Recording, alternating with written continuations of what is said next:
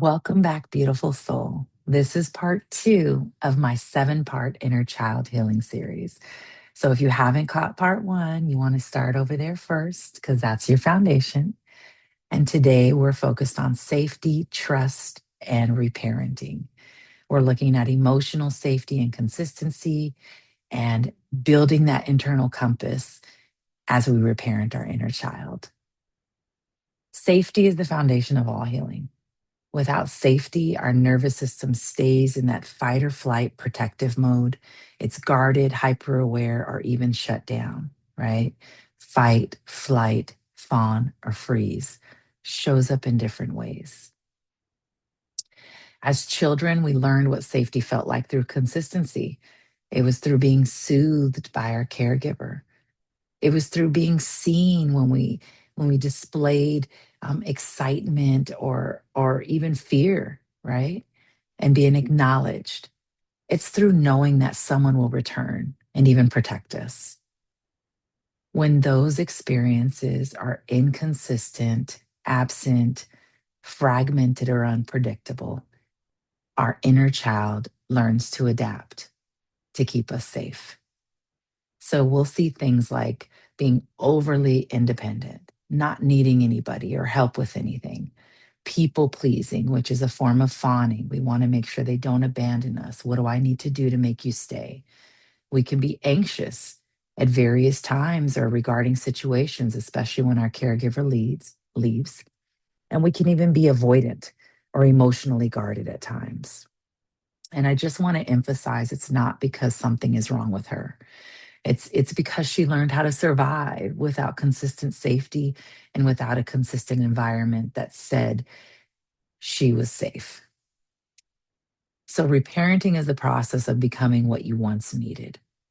We're not going deep down to the blame route for the past. There are things that we do want to acknowledge others have done to us, and there's a time and place to work through those. And in the reparenting process, we're saying, here I am now. I'm here now. What can I do now in the present? So we're creating something new. Okay. It's not about perfection, it's about consistency.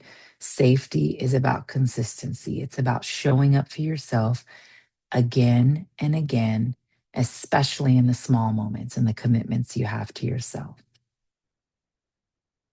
Each time you follow through for yourself, you speak gently to yourself, or you simply honor your needs in the moment, you're ultimately teaching your inner child, I can trust this version of me. Okay. And trust, it's built one moment at a time, one scenario at a time, one choice at a time.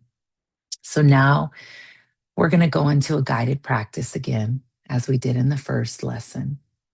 And in this guided practice, we're working on creating an inner safety. Okay. So, as before, I shared with you, it'll take about 5 to 7 minutes. I want you to sit comfortably, and you can pause in between if you need to adjust. And we're going to place one hand calmly over our heart as we just breathe regularly right now, noticing your breath. Your other hand is on your tummy, right over there, over that solar plexus, your belly button or your navel. And we're going to take 3 slow, deep breaths in your nose and out your mouth with a sighing sound. Ah.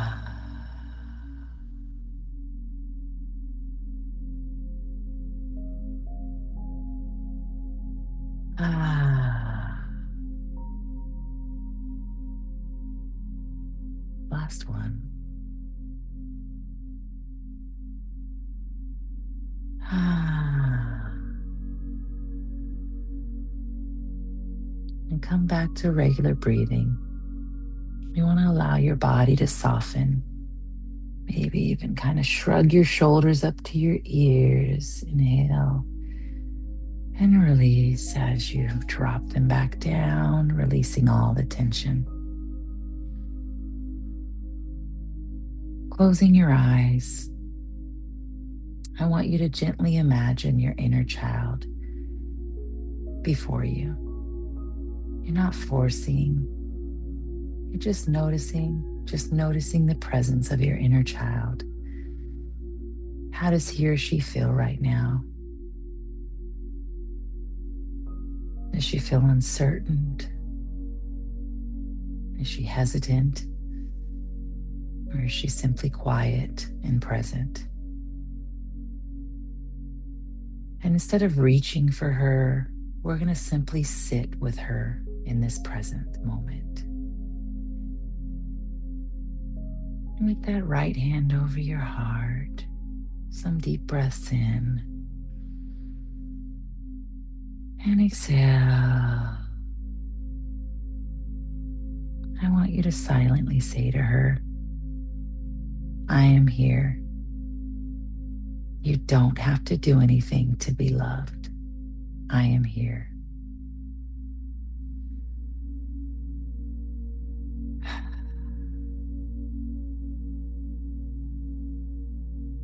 Repeat that.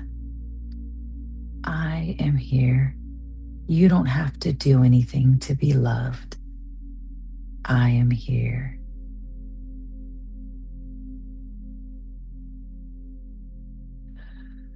Allow what arises up to flow freely. Allow any thoughts to arise and flow freely. And replay that. I am here.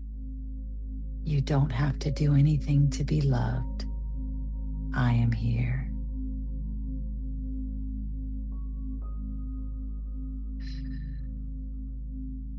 Imagine a weighted blanket being removed off of your shoulders. And that statement making you feel lighter. I am here. You don't have to do anything to be loved. I am here.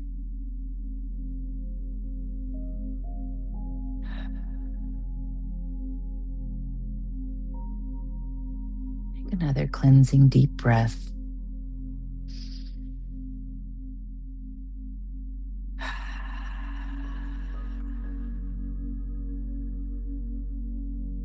Now we will say to our inner child slowly, I will come back for you every time.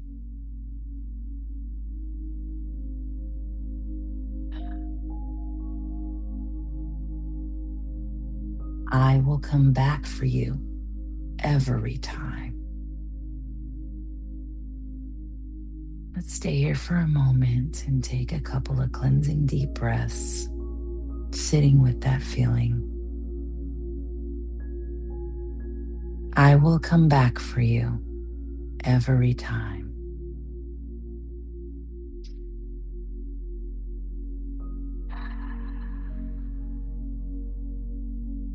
Let this feeling just fill up your body. Notice what feelings arise when you hear those statements. Watch them as clouds passing. Your truth is that you are here and you did not have to do anything to be loved. Your truth is that you will come back for you every time. Let your body feel this. Feel what consistency might feel like, even if it's new skin. If nothing arises, that's all right also. And if you felt called to pause the video and shed some emotions or cry or do some movement or even take a warm shower, that is acceptable also. Safety is built through repetition. It's not built through intensity. All right?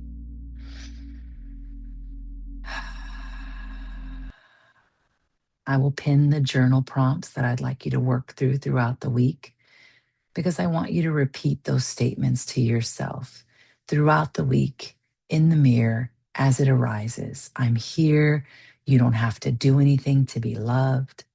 I will come back for you every time. You're speaking this to this inner child. I do suggest if you have a photo of your younger self, you can use that opportunity to speak directly to that photo of that self of you. And it does something. It starts to rewire these memories inside of you, and it brings the version of you back then into the now. And it begins this healing process you can't even imagine. So we have 5 journal prompts this week, and I'll be sure to post them into the comments. What does safety feel like in my body? When did I first learn to feel unsafe or uncertain? How do I respond to myself when I feel overwhelmed or emotional? What would consistent support look like in my daily life? In what ways can I begin showing up for myself more gently? Hmm. And now we move on to the segment of the daily practice to incorporate this lesson. This practice that we're going to have each day this week is to keep one small promise to yourself each day. Just one small promise. We're not eating the whole elephant, we're doing it one bite at a time. It's going to be something simple, something doable. We're not setting ourselves up for failure. We don't need any more shame cycles during this process. They're already going to arise naturally on their own, right? So, some examples would be I'm going to drink my water before my coffee. I'm going to remember to pause before I react, to give myself some space. So, I'm going to speak kindly to myself and about myself. I'm going to receive positive feedback with a simple thank you. How many of us struggled with that? A simple thank you. And I'm going to rest when my body asks for it. Those are a few examples. Again, the goal in building safety in this reparenting process is not perfection. The goal is consistency. And if you can build consistency, you're building trust, and trust creates the safety.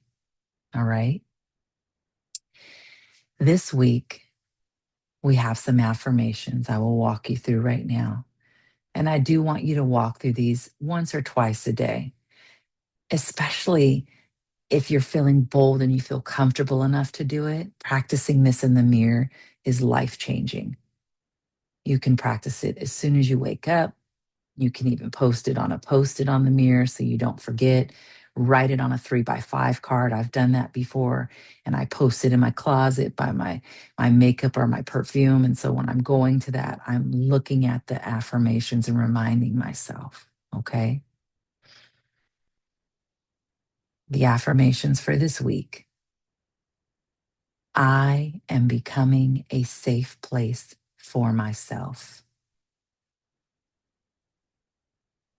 I am becoming a safe place for myself. I can trust myself to show up. I can trust myself to show up. I am allowed to feel safe in my own presence. I am allowed to feel safe in my own presence.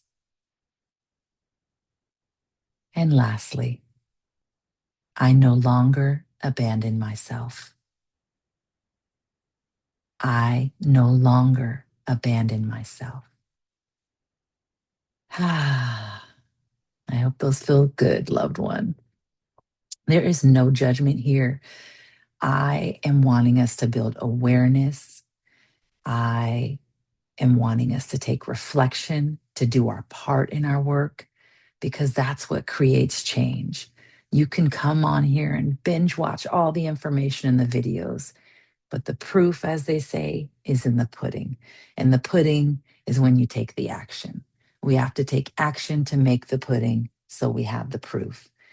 So, in closing, I just want to remind you that safety is not something you're waiting for, okay? It is something that you are beginning to build. You're in the here and now, and you're inviting that inner child out into a safe place.